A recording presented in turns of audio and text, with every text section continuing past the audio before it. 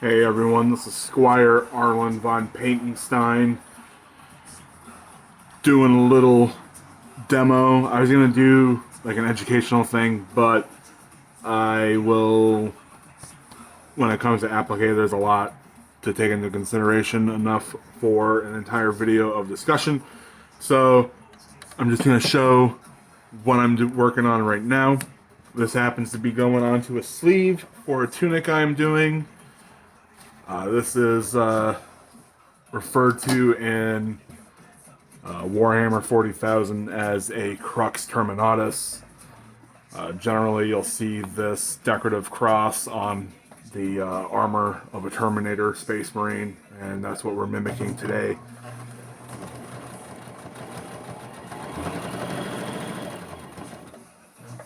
So a lot of what's going on, like I don't know if you can actually see, and you probably can't actually like at all, the just because of where my limited. So right here, right where my middle finger is, there is actually where we're sewing up. You should be able to see here, this is like the actual finished edge that we're doing. I have this set to a 3mm thickness, which is a fairly comfortable and average stitch using cotton thread, so it's kind of like, it's smooth, it's nice. You might notice I'm doing some things incorrectly. We're taught in home ec classes and in sewing classes in general that when you're sewing, keep your needle in the project at all times, especially when turning. I do this. One of the things I do differently though for applique is when I'm doing a turn, I will remove my needle from the project, especially when, and I'll get into this in the next video, like the actual educational stuff, but the reason for that is because when I do the turn, I put it back into the throat side position, and then I continue to do the satin finish stitch after that. You're not supposed to do that, that's improper technique, but that is what I have found is what gives me the best results for all of my corners.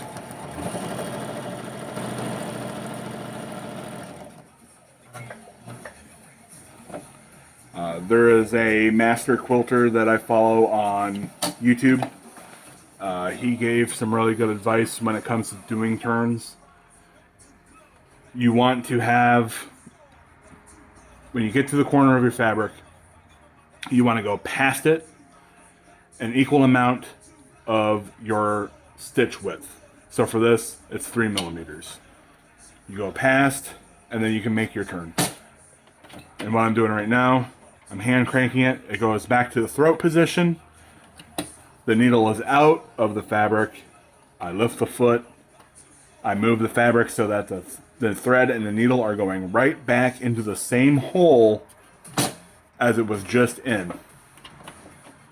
I put one stitch in, get it to go to the other side, and now we're going to start going, and this is how I do all my corners.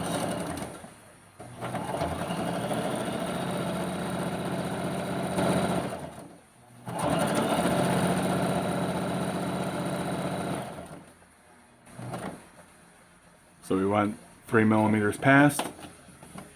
When you're turning your counterclockwise, like I just did right now, you want your needle on the left-hand side. And then what's going to happen now, this is almost exactly perfect. That new stitch is going to be right along your fabric on the throat side.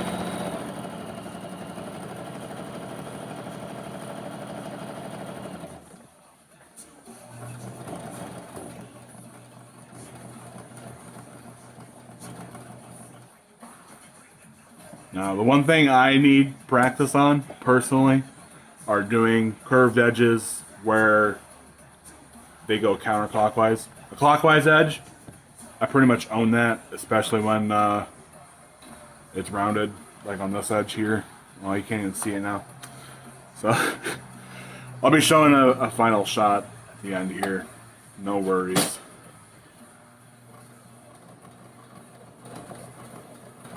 This is the only time I go super slow sometimes.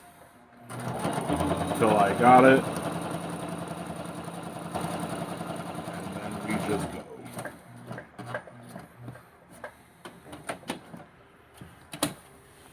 Get to the corner, turn it, reposition, and go.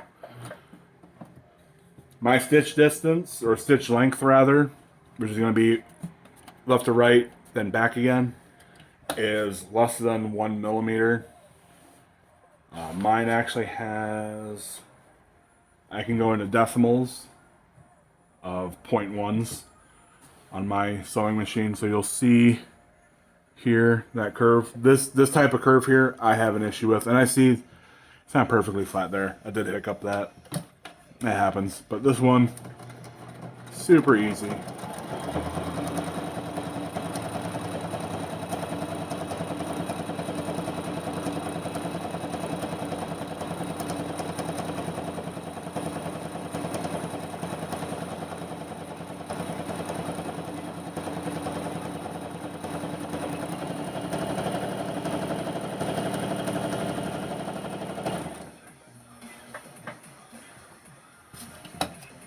A lot of people are intimidated with curves.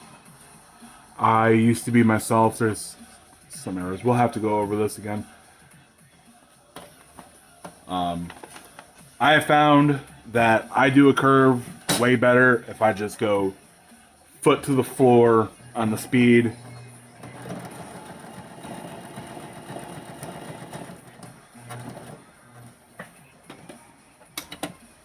Depending on the curvature, you do have to make sure that your stitching speed that you're going with matches with the speed that you are able to move your fabric at. Otherwise, like I said, there's like a hiccup here somewhere. Oh, like right here on this edge. You can see it's not exactly flat or perfectly rounded with it. If you hesitate, it will be visible.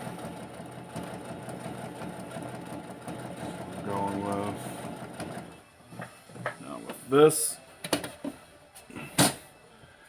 this actually has like it's like a J curve. It's not like a it's not like a circle. So the curve like that, I do stop it and reposition and continue.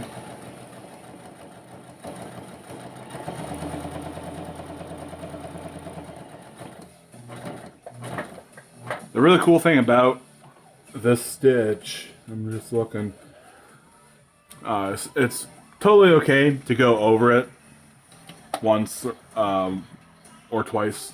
I've had to redo one like 3 times before, and that's largely due to error on my part. It happens.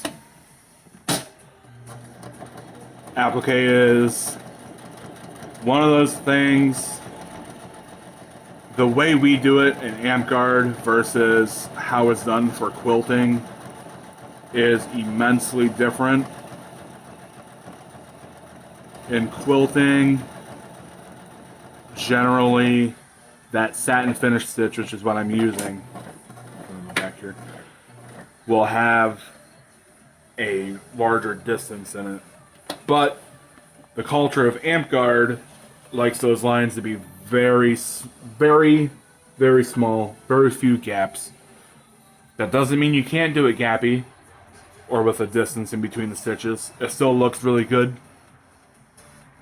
But the consistency of your work is what's most important. It's cheating. It's not really lazy. It does take a lot of work to get that to be very smooth and have a great transition.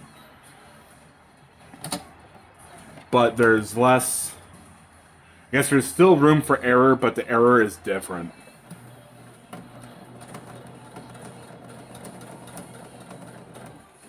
I think I made an error there, so we're gonna, once I do this, go over it.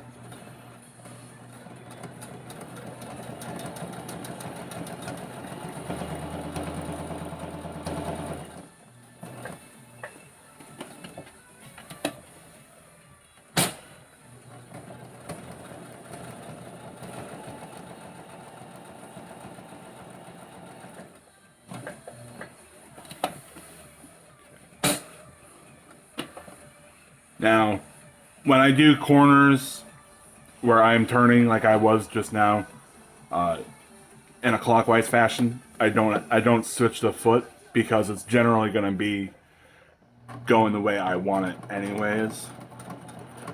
If you are wondering, like compared to going counterclockwise. I'm going to reposition my hands here.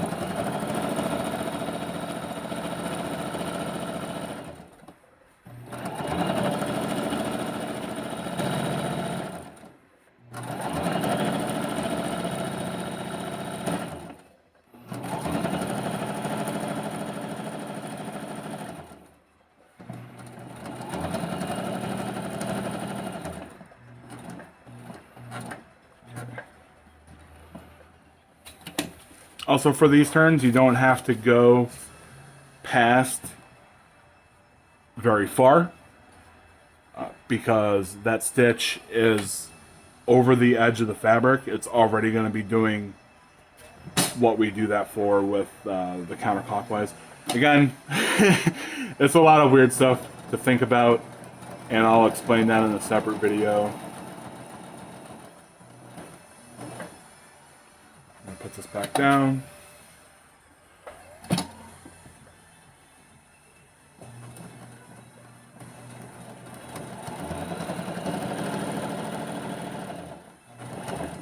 This one we do. Okay. Sorry, my fabric is getting caught up because I was just doing some ironing too, so I still have a towel underneath this, which is being really weird. Okay, so with this one, we are going to move it, reposition it so it's in the previous hole it was just in. And then we're going to do our stitch.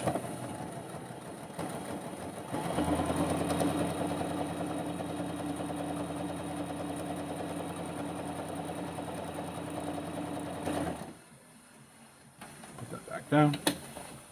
Go clockwise. Put it down. Oop. I think I've got... Let's see. Felt some resistance there.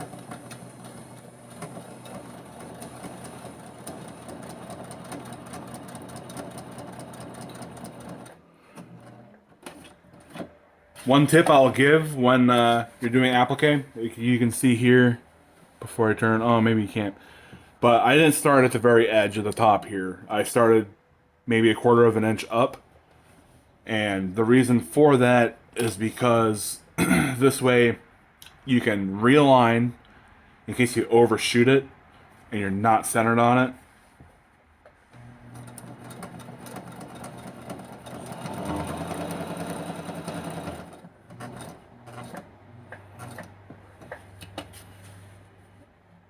Move that thread out of the way.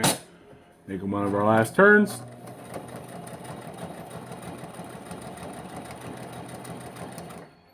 Now we're at the top. We stay in the top corner here. We're gonna hand crank a couple of spots. We're gonna see, that should be good. Yep. And then I go over where I started. I'm gonna go an inch. Maybe 2. Yeah, we'll go 2.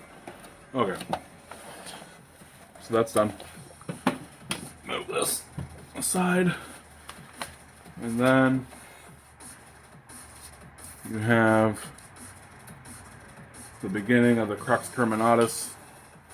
I still have to do these now.